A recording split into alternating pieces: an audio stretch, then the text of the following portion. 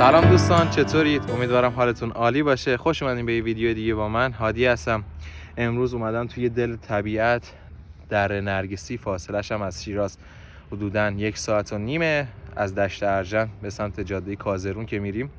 به این قسمت میرسیم، یه منطقه کوهستانی جنگلی و خیلی زیبا. امشب با یه گروه اومدم، قراره اینجا کمپ کنیم، بمونیم تا فردا. قراره کلی کار بکنیم، غذا درست کنیم، بازی کنیم و خیلی کارا. این ویدیو یه ویدیوی ولاگ توره و قرار نیست جای خاصی یعنی از نظر تاریخی رو بهتون نشون بدم.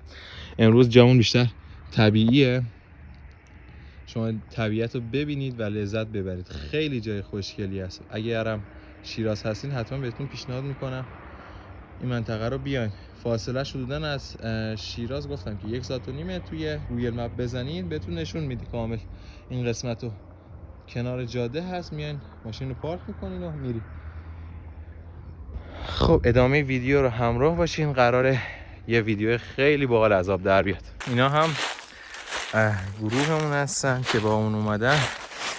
همه الان فعلا توی چادرها هستن، دارن خستگیشون در میکنن، تازه رسیدن و الانم میخوام برم توی این تنگه یه مقدار چوب واسه شب بیاریم، بعد آتیش کنیم، چون یه ذره داره هوا سرد میشه. منم خیلی لباس گرم نیاوردم. بریم ببینیم چیزی پیدا میکنیم. از این کوه اومدیم بالا، یه سری درخت ها هستن، شاخهای خشک دارن مثل این و این. بعد نگین اومد درخت ها رو برید، شاخه ها کاملا خشک شده. اگه چیز بود مثل اینا برگ داشت، چند تاشو میکنیم با اره، یعنی میبریم با اره واسه یه شبمون. آره خوب میبره دیگه. زیادی هم خوش بود. یه 3-4 تا کنده کندیم، الان داریم میبریم پایین. یکم سنگینه واقعا، ولی دیگه مجبوریم. هوا سرده و شب هم تا ساعت 1-2 باید چوب داشته باشیم. از این هوا هم تاریک‌تر بشه دیگه چوب پیدا نمی‌کنه.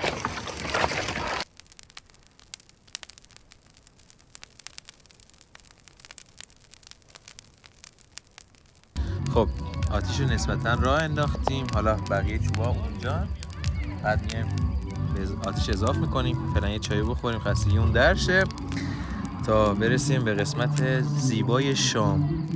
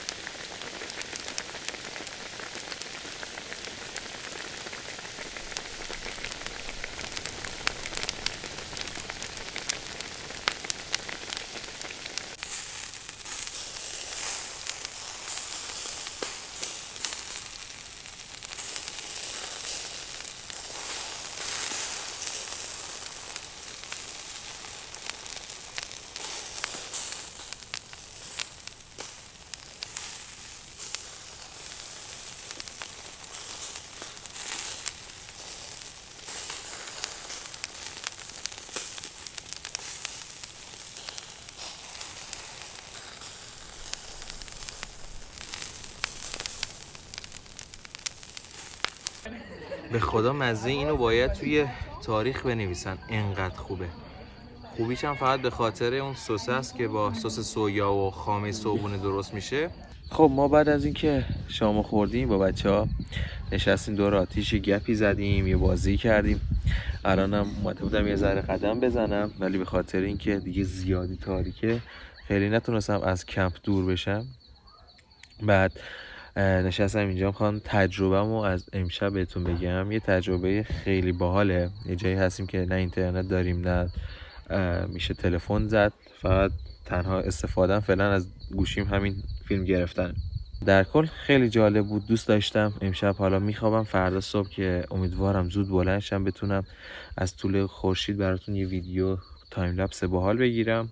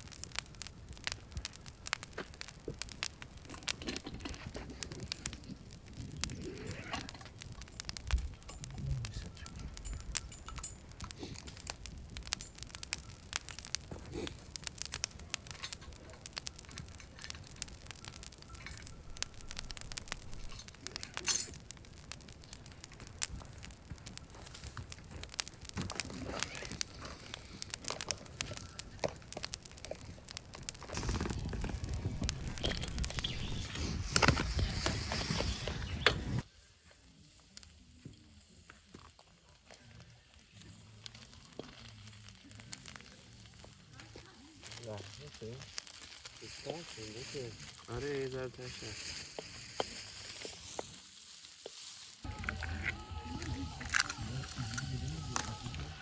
چون خودمون کاریم بیا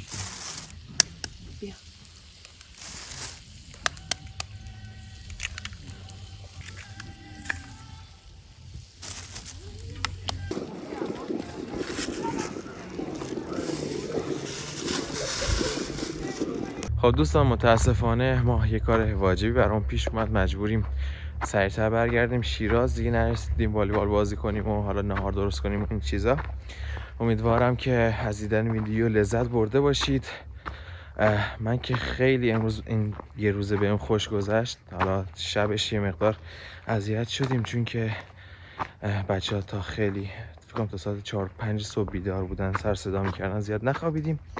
ولی با این وجود خیلی خوش گذشت. امیدوارم که ویدیو رو دوست داشته باشید. مرسی که همراه بودید و تا ویدیو بعدی خدا نگهدار.